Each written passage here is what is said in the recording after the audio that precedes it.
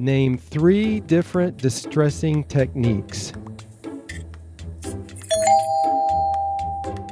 Jeannie. Using sandpaper, wet distressing, and 3. Oh shoot. Sandpaper, wet distressing, and having your dog chew on it. You know what? I think we have to give her. We have to give her that one. Don't you guys think? I mean, that's pretty creative. Using that might actually be a new thing. Do you know that the Mayo Clinic reports that laughter doesn't just lighten your mental load, but it also enhances oxygen-rich air, stimulates the heart, lung, and muscles, and increases endorphins that are released in the brain. It also causes the body to produce natural painkillers. With that said, are you ready to have fun and laugh? We hope the Furniture Feud lightens your load a little and provides you with the tidbits of information that maybe you didn't already know. After the game show, we have a quick panel discussion with the contestants on the one key thing they do to make their furniture refinishing business more efficient. And we have another furniture refinishing tip from a fellow artist. Okay, let's get the game show underway. Today's contestants on the Furniture Feud are 3 members of the judging panel for our quarterly Zibra Collective. We are so grateful for judges. They do all the hard work for the contest, and of course, being a judge means they don't have an opportunity to get their own work recognized. 2 of the judges from the Zibra Collective, Emily with 1379 Design and Susie with the White Plum, unfortunately were not able to make our game show, but hopefully we can have them on another podcast soon. Okay, our first contestant and judge is from the state of South Carolina. She blows us away with her creative talents, producing unique, refinished furniture results with each piece. She also runs a separate business producing skincare products, and she is expecting a baby in the new year. Let me introduce you to Courtney with Steel Birch Studios. Welcome, Courtney, and congratulations.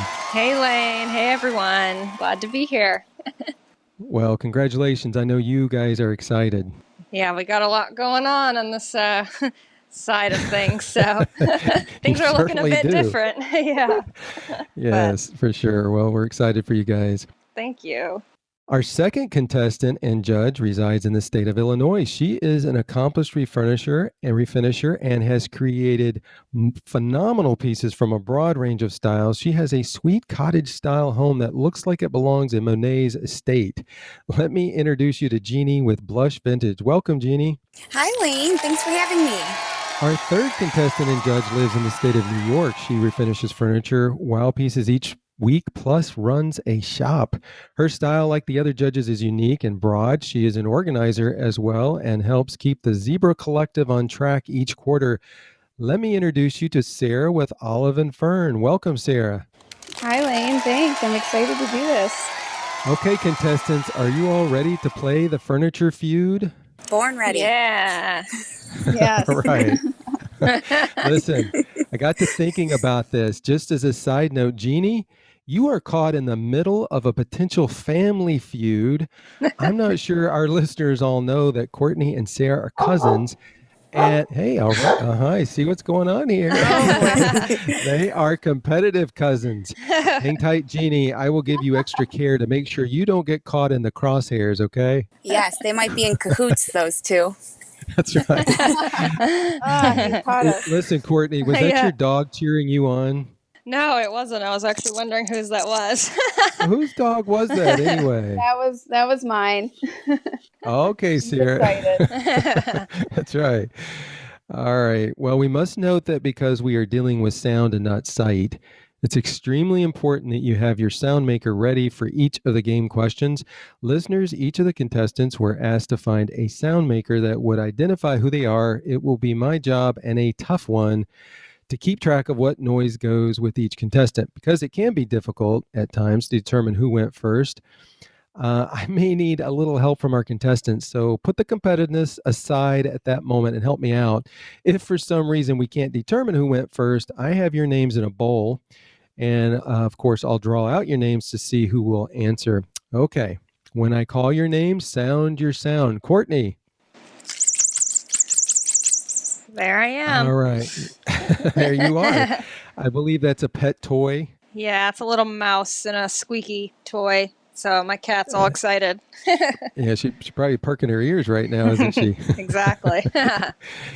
All right. Well, just make sure you're aggressive with that sound. I will. All right. All right, Jeannie, sound your sound. Wow, a doorbell. Now, did you rip that off the front door? No, that actually my kitchen is gutted as we speak, and we're taking down a load-bearing wall in my home. So the doorbell came out of the kitchen. Oh, And I okay. actually saved it specifically for the Zebra podcast because I said this would be a good All noisemaker. right. And if you win first place, you can put it on a plaque. Yes. There you go. Well, very good. Well, now listen, if you've gutted your kitchen, what are you guys doing for meals? Like, are you just doing sandwiches every day? We're kind of pretending like we're camping. Yeah, Oh, we're ordering out. We're also grilling, and we also have pretty much the world's best neighbors on earth who will send us food over. how nice! How nice is that? Yes. Well, you just need to stretch this kitchen rehab out a little long. Yeah, they're good cooks. That's right. Oh, very good.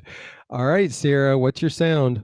Well, I guess we're calling it the genie sound, which might get a little confusing, but there it Is is. it working? All right. Now we just got to make sure there's no delays there, or you won't be answering any questions. So listen, at any I'll point, blame it. If I lose, I'll blame it on that. right. Well, if we have any issues, we'll just have you, as we said in our quote unquote green room with Jeannie, she suggested you quack like a duck. So maybe you can do that. Oh, that's not fair. All right, today's game show topic will be how well do you know the painting industry? And I know you guys are judges in the industry, so does this make you feel a little bit nervous? Yeah. Yeah. Well, they say a little nerves is a good thing for competition, so we'll see how that works out for you. Well, I'll be asking 12 questions and a bonus question or two that evolve around the painting industry. And I know that sounds very broad and general, but you guys will do well. And a few random unrelated questions intermingled for fun. Once I ask the question, then you are free to make your noise, and the first person I hear will get called on to answer the question. A quick warning here, if you do make your sound before I finish the question, well, you'll be disqualified for that question. So if you get the question right, though, however, you get 5 points. Whoever has the most points at the end of the game wins the game. So you guys ready? Absolutely. Yeah. Ready. All right. My game show disclaimer here is, and everybody knows that with this game show, be patient with me. I'm not the best multitasker, but I'm trying to become one. I'll get there eventually, maybe when I'm, let's see, maybe 80. Better late than One day never. I could say, that's right, exactly right. I love your positive attitude, Jeannie. We did too. Okay. Okay. Question number 1. What are VOCs in paint? Jeannie. Volatile organic compound. All right.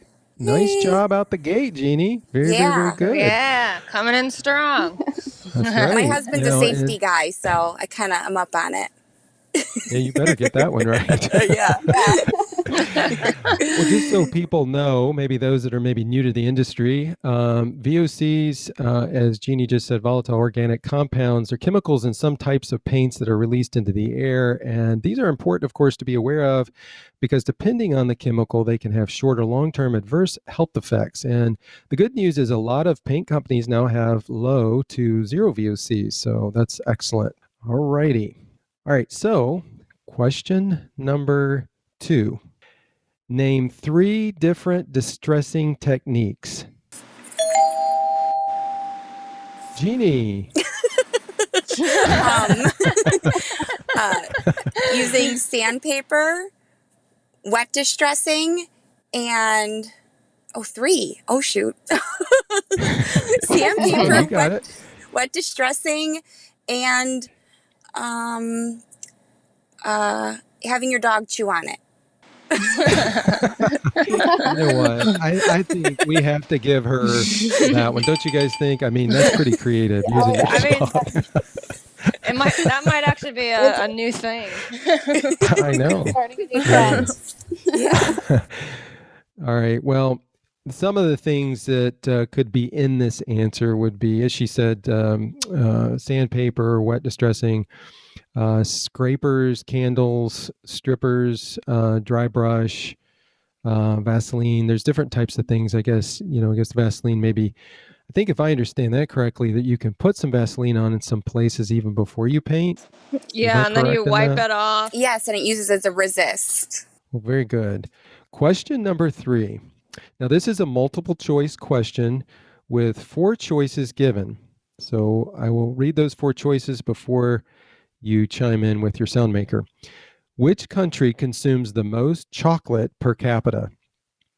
A, Spain, B, the United States, C, Switzerland, or D, Germany? Courtney. You heard it. The mouse. I'm going to say the United States. Oh, man, I am so sorry. You finally got your noisemaker going and didn't get that one. With our appetite here, I'm surprised about that, but I'm sure the answer is. I know. I was actually surprised too because I don't know. I would think, I don't know what the amount of chocolate. It didn't give us that answer, but you would think United States would have to be there pretty close. Does anybody know the answer? Is it Swiss? Anybody else?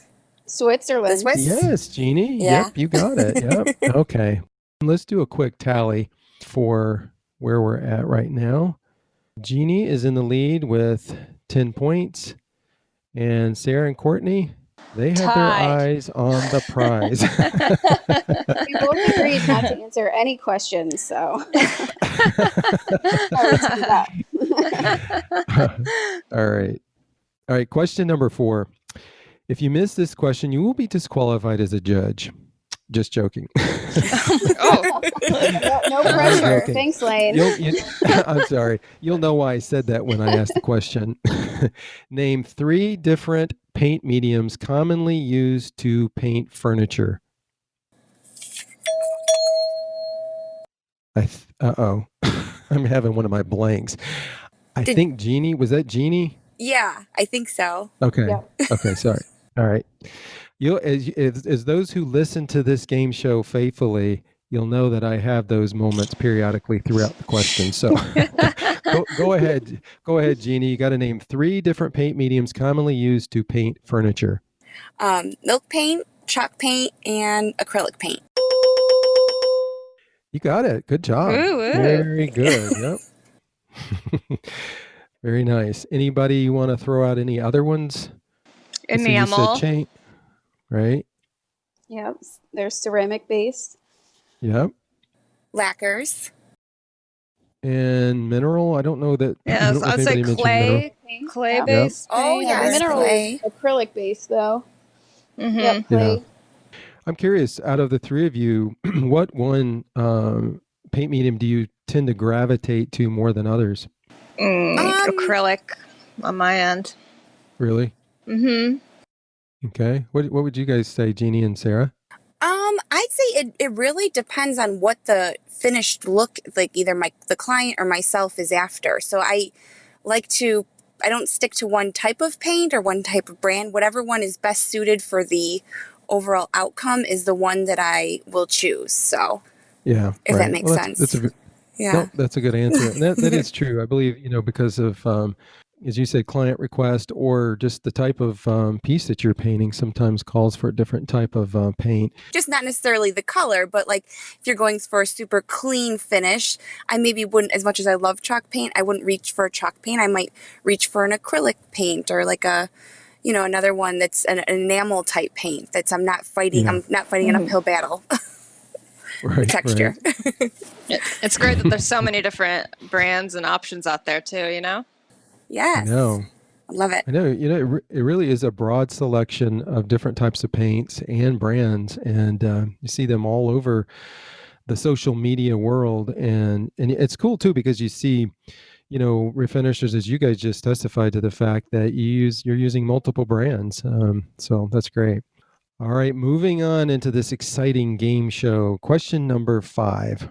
What are the 3 primary colors on the color wheel? Courtney. All right. I got red, blue, and yellow. Very good. That was very impressive. You guys better know your primary colors, honey, because you guys, it's true though. It is important to mixing and knowing what kind of colors you're trying to achieve to be able to be aware of that and what happens when you mix these colors together. So good job. Thank you. It's true. I think we all mix some colors together, or at least I know Sarah does, and I do. Oh, for sure. Yeah. The color wheel, knowing it and then knowing the complementary colors and what they're going to do, like then, going and dipping into the secondary colors. So then if you have some leftover paint and you want to use it up, you know what's going to happen. You have a pretty good idea of what's going to happen if you mix these 2 colors or 3 colors. Yeah. Absolutely. It's interesting because I see so many of you guys when you post your pieces. I mean, oftentimes, it's a mix of colors that you've used. It really does make them one of a kind, I suppose, unless you were really careful about the formula so you make sure you can recreate that again. Oh, I don't think I could. Yeah. I could never get it that precise. Yeah, paint a color swatch and then get it custom matched at a paint shop. That's the way to do that. Yeah. Now, I am really excited about question number 6. So here is number 6. Another multiple choice with 4 choices. What was the first toy to be advertised on television? A, the Light Bright. B, Mr. Potato Head. C, Legos. Or D, Polly Pockets. Jeannie. Polly Pockets? I don't know why I put my ringer on. I didn't know what all of the answer was.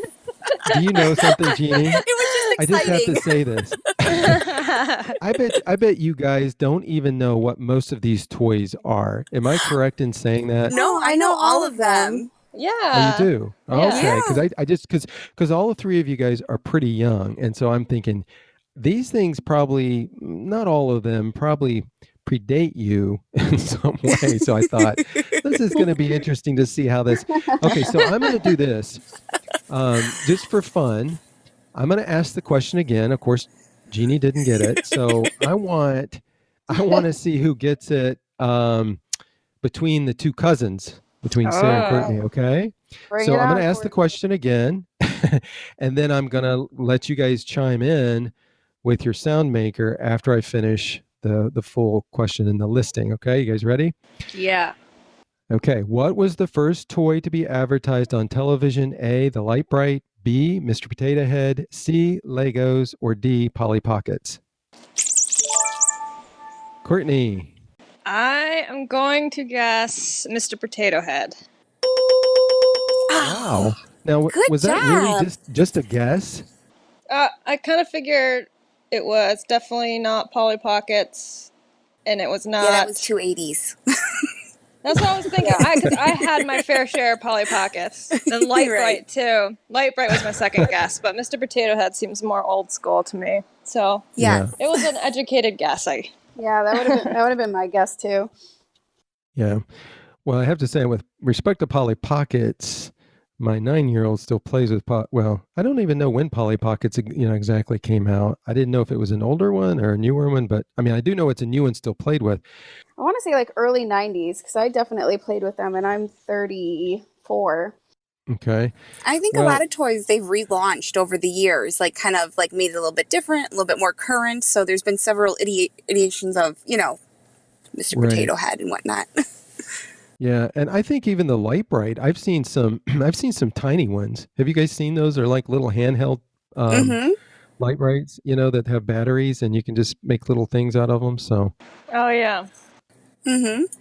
Okay, before we get into question number 7, just want to relay to our faithful listeners that Sarah has decided to switch sound makers. So instead of the little chimes that she has, we're going to do a jar of bobby pins. Sarah, why don't you go ahead and shake that so our listeners can hear that? All right. I like that. That's good. Hopefully that will help my brain to distinguish the sounds as well. All right. You guys ready for question number 7? Mm-hmm. Yeah. Right. Okay. Very good. Name 2 ways you can clean hardware to bring back the original look. Courtney. Well, you can boil the hardware in water and soap on the stove. And I actually love using ketchup, which is vinegar based, but that helps actually really remove a lot of the grime and stuff on old hardware. Well, now that's so interesting, isn't it? I mean, here you can rub ketchup all over your hardware. And I hate ketchup. I really do. And I only buy it literally to clean my hardware. So it's a really good trick. Yeah. Well, it's kind of cool because it's also pretty natural, isn't it? I mean, that's nice to be able to use that. Now, how long do you leave ketchup on your hardware before it's done its job? Does it just vary?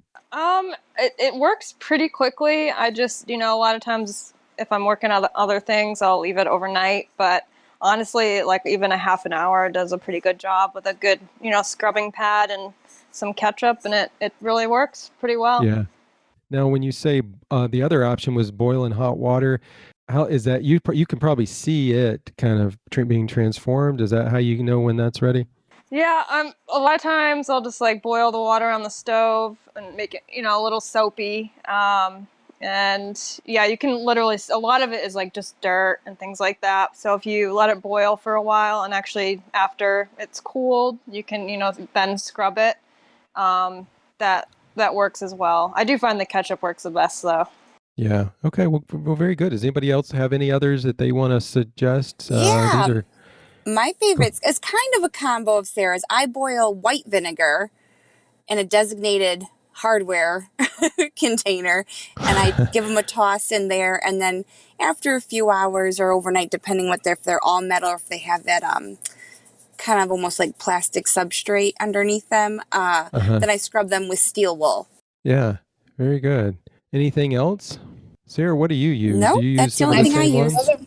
Yeah, pretty much the same. I have yet to try ketchup, but I know that Courtney had done that before. But yeah, essentially vinegar. I like to use a toothbrush. I feel like it gets into like ornate pieces and like the crevices and stuff. But also Barkeeper's Friend. I've used that before as well.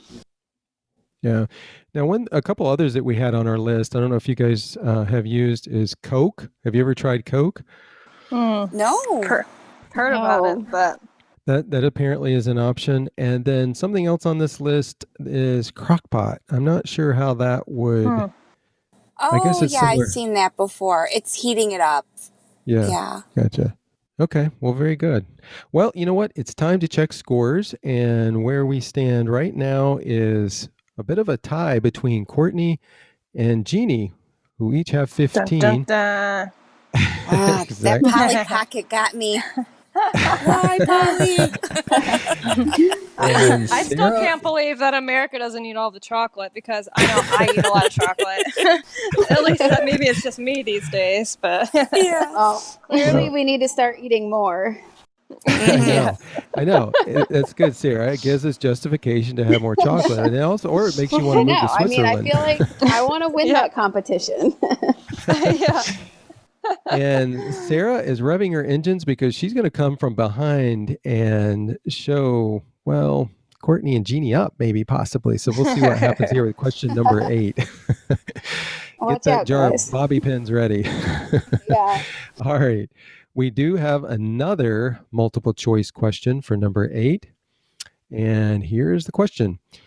What is a common table food used to remove tarnish and dirt from hardware, especially brass? Now, this is going to be helpful because we just came out of question 7. So we'll see where we end up with this one. Okay. The multiple choice answers are A, mustard, B, butter, C, ketchup, and D, none of the above. Sarah, I heard those bobby pins. Yeah, they're going crazy. Well, I suppose I'd have to go with C, ketchup. You got it. That was an interesting combination of putting 7 and 8 together, wasn't it? I don't know about that, but that's all right. The point is, Well played. yeah. The point is, Sarah is, I'm telling you, she's coming up the track here. Okay. Question number 9. Which zebra paintbrush is designed to paint in corners and on raised panels? Ooh. Sarah. I'm going to say the square. Okay, now this is a tough one because one of the neat things about our paintbrushes is that you can use them on multiple applications. There's usually a few primary applications the brush was designed for. The brush we were thinking of is the triangle brush because it is specifically designed for paint in corners. And just so you know, another cool application for the triangle is that it's used for cutting in next to a piece of trim. Now, we don't say that necessarily on the package, but because it has a thick pack out and it's got good clean edges, it provides stability when painting to get next to that, to get a nice crisp edge. And one of the reasons, like some people say, I don't have a steady hand. Well, this brush allows you to have the support so you get a good clean edge even if you don't have a steady edge. So I don't know, what do you guys think? Should we give this to Sarah because you can use the square brush in those applications as well? What do you think? Give it to her. Square brush is the best. It's so versatile. It could do it all the things. Yeah. So good. All right. We're going to ring that bell for Sarah. All right. Very good. Moving along to question number 10. This is, as well as a multiple choice question. 4 choices. What year was lead-based paint banned? A, 2004. B, 1952, C, 1978, or D, 1902? I think I heard Courtney with the cat toy. What do you got for the answer? That's right. 1970, whatever it was. Yeah, 1978.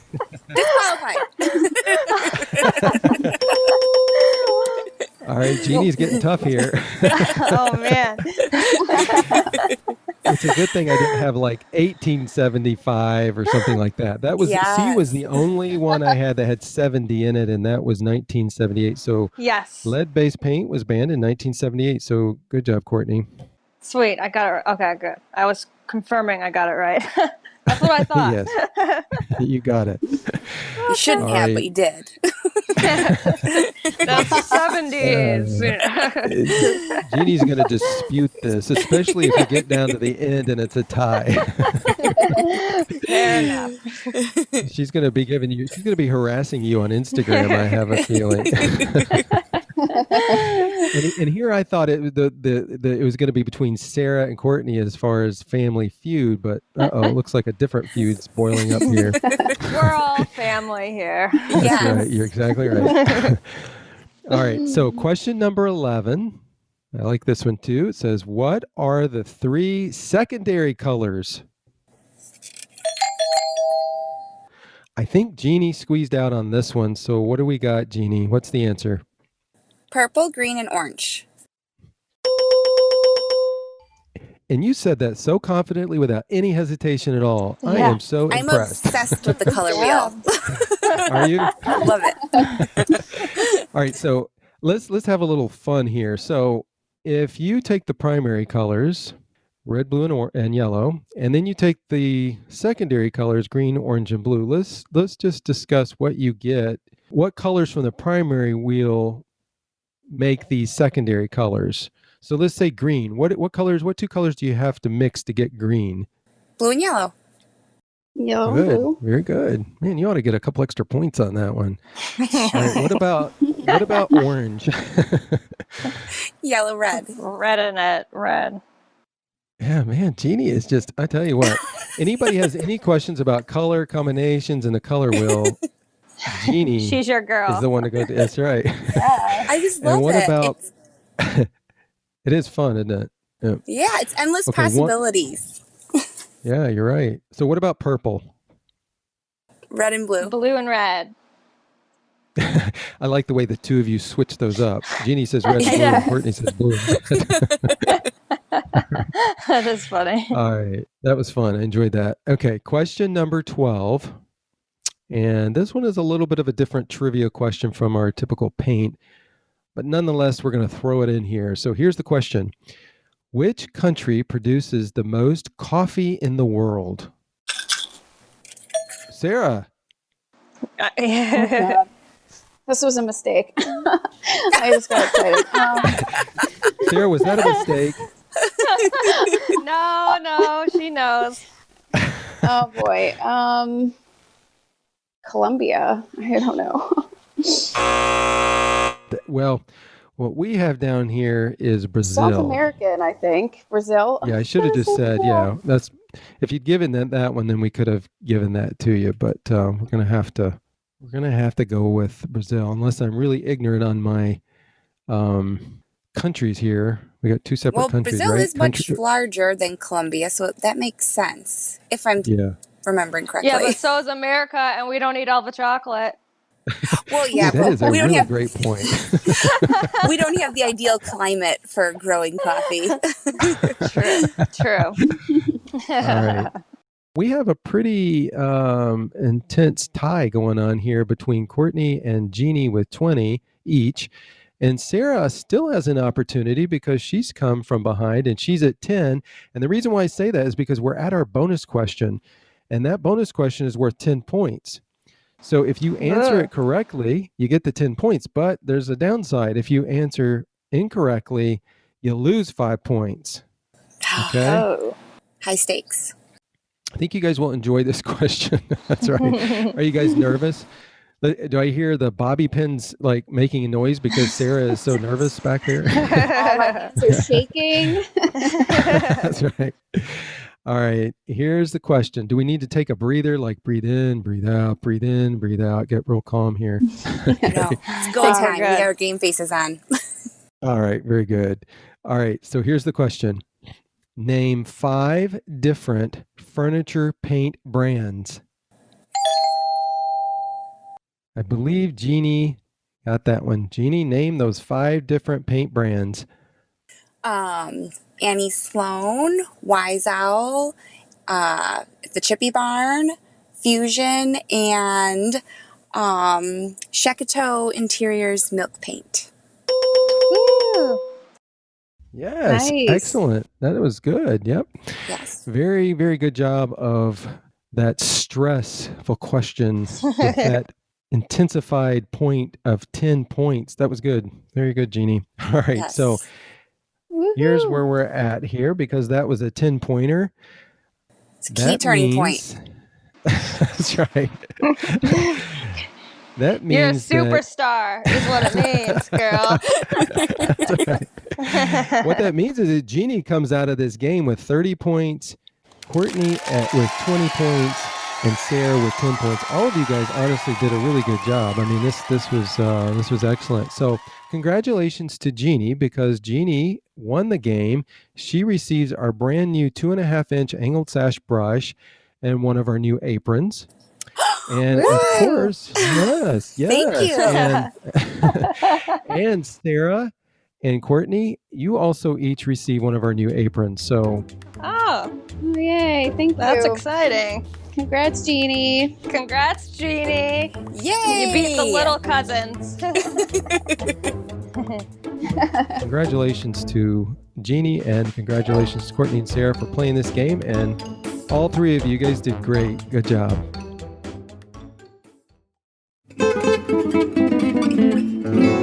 Support for this podcast is made possible by Zibra, makers of the high-end yet affordable line of application-specific paintbrushes. Do you know what makes our brushes so desirable? They feature small diameter filaments that are exclusively designed to pick up and release paint in a controlled flow, leaving your finish as smooth as, well, a baby's bottom. And on top of that, each brush is designed for specific applications in mind. We won't report you, however, if you use a brush designed for one application in another application. That just means you have had so much fun painting you can't stop. Seriously, we do hope you enjoy using Zebra paintbrushes. We have designed them to be an extension of your hand so that every artful stroke of your hand leaves down the exact finish you desire. Enjoyable painting means enjoyable results. We wanted to give our contestants an opportunity other than just answer game show questions to also share one key thing you do to make your furniture refinishing business more efficient. So who wants to go first? I'll go first. I'll go. We're I'll neck go and neck first. again. I know. Listen to this. You guys are so We can go in competitive. alphabetical order. How about that? Okay. Well, I guess that means Courtney goes first. Oh. Well, lately these days I haven't felt very efficient at all because I've just been, things are different on my end. But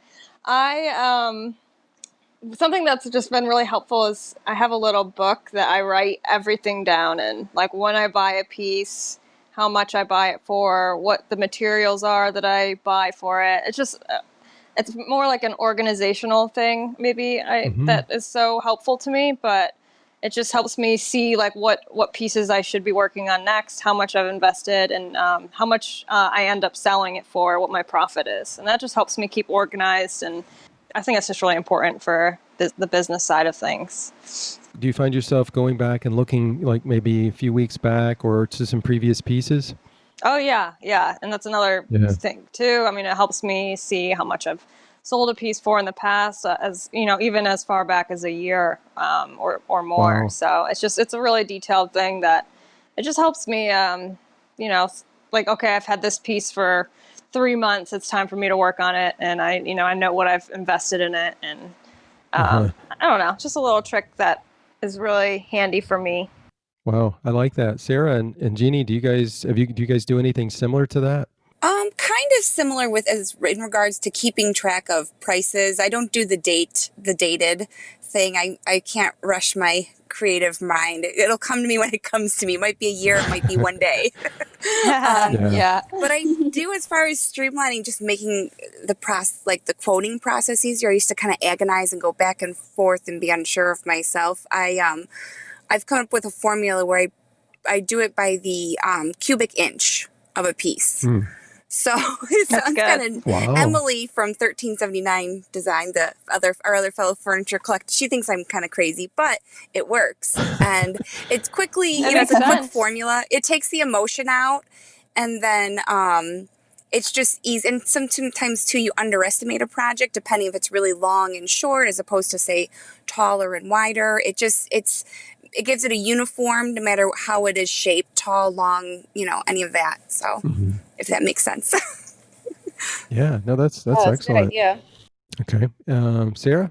I'm really bad at staying organized, but I do have sheets of, unfortunately, I don't have like an organized book for it. It's kind of just like random papers that I try to keep all together, but I am pretty good about marking down, how much I spend on a piece and, kind of an estimate of what I'm putting into it as far as purchase products, etc. So, it's definitely not my strong suit, and it is something I'm currently working on to get more organized because it is not easy to have stuff all over the place. Yeah. I think that's true for all of us, isn't it? To recognize some of these areas that we need to really focus on and work harder at to make sure our business is where it needs to be. So that's the important thing, that you recognize it and you can improve from it. Yeah, definitely.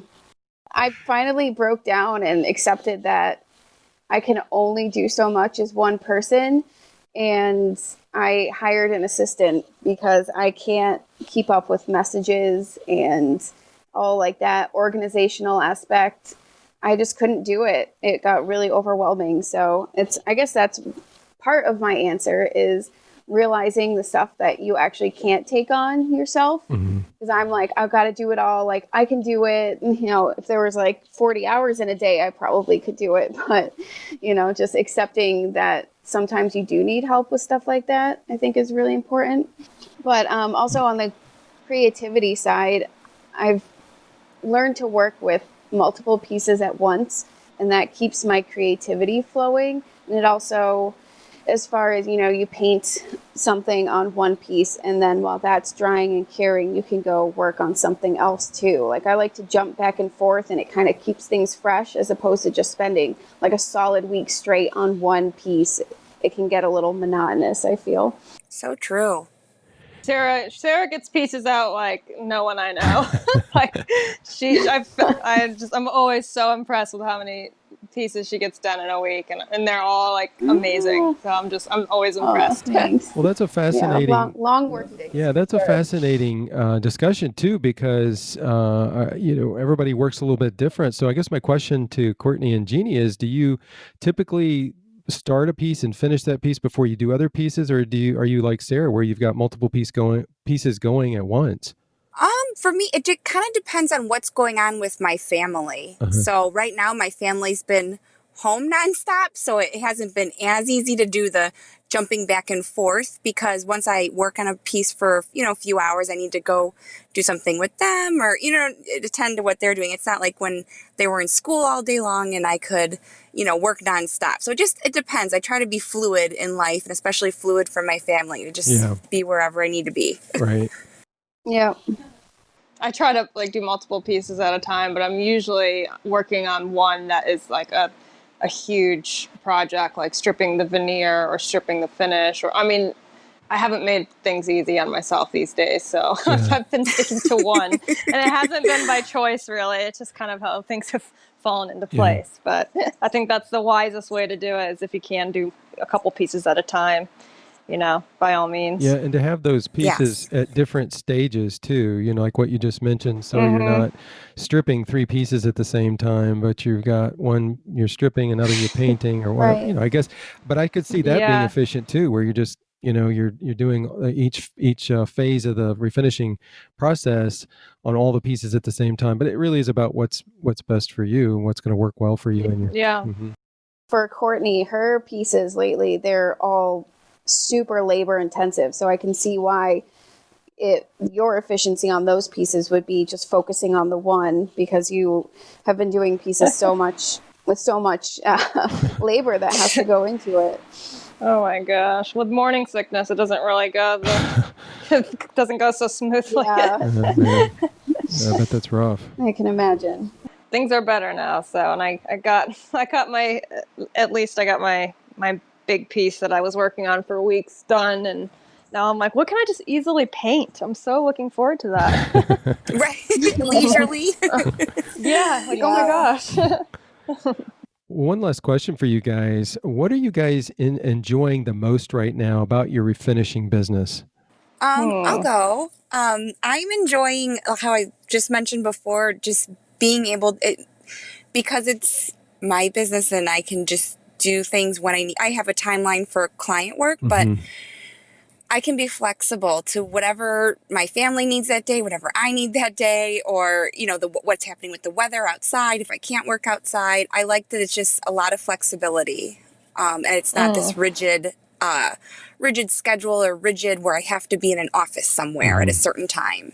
So I love that. Yeah, that's huge. Amen.